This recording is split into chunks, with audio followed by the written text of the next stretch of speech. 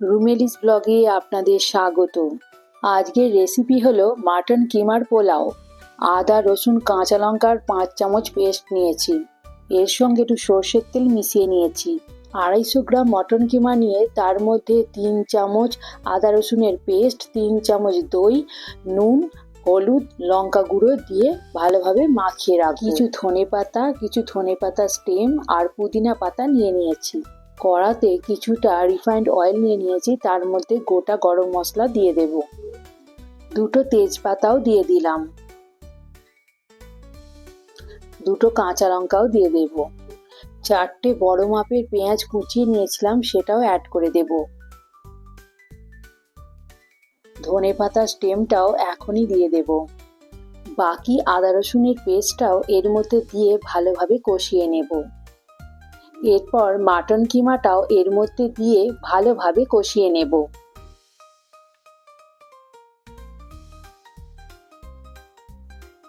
এরপর 3টে বড় মাপের টমেটো কুচিয়ে নিয়েছিলাম, সেটাও এর মধ্যে অ্যাড করে দিলাম।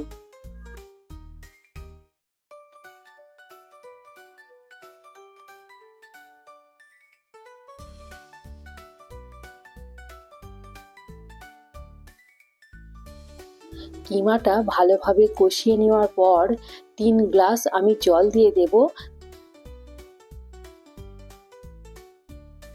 2 গ্লাস বাসমতি চাল আমি জলে আধ ঘন্টার জন্য সোক করে রেখেছিলাম, সেটাও এখন এর মধ্যে দিয়ে দিলাম।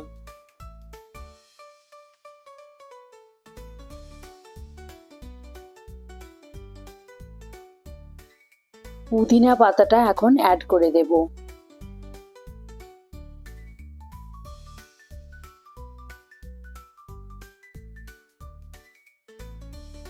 পনেরো মিনিট পর ঢাকনা খুলে দেখলাম ভাতটা একটু শক্ত আছে, তাই আমি আরেকবার ঢাকা দিয়ে দিলাম 5 মিনিটের জন্য।